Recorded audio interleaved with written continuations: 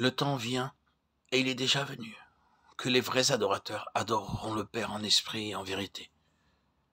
Car le Père demande de tels adorateurs. Dieu est esprit, et il faut que ceux qui l'adorent en esprit et en vérité. Jean 4, 23-24. C'est nous qui sommes la vraie circoncision, nous qui servons Dieu en esprit, qui nous glorifions en Jésus-Christ, et qui ne mettons point notre confiance en la chair. Philippiens 3:3. L'adoration élève l'homme au plus haut degré possible. Il avait été créé pour vivre en communion avec Dieu. Et c'est à cela que le ramène l'adoration.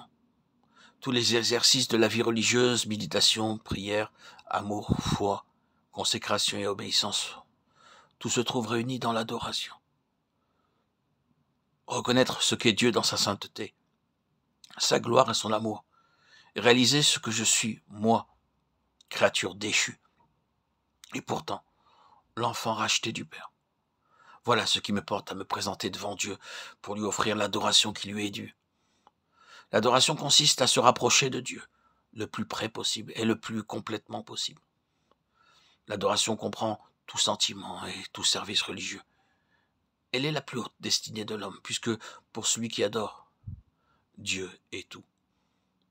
Jésus a dit qu'à sa venue sur la terre commencerait un nouveau mode d'adoration. Ce que les païens ou les samaritains avaient appelé adoration, ce que les juifs même avaient connu de l'adoration, selon la loi de Dieu, devait faire place à quelque chose d'entièrement nouveau, à l'adoration en esprit et en vérité. C'est là ce que devait inaugurer le don du Saint-Esprit. C'est là l'adoration qui seule peut plaire au Père. Et c'est précisément pour adorer ainsi que nous avons reçu le Saint-Esprit. Pénétrons-nous de la pensée que si Dieu a envoyé en nous le Saint-Esprit, c'est pour que nous l'adorions en esprit et en vérité. Car le Père demande de tels adorateurs. C'est pour cela qu'il nous a envoyé son Fils et son Esprit.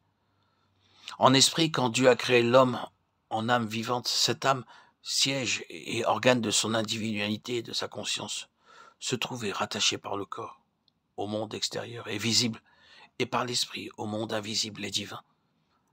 L'âme devait décider si elle se soumettrait à l'esprit, et par là à Dieu et à sa volonté, ou si elle s'allierait avec le corps, cédant par là aux sollicitations du monde visible.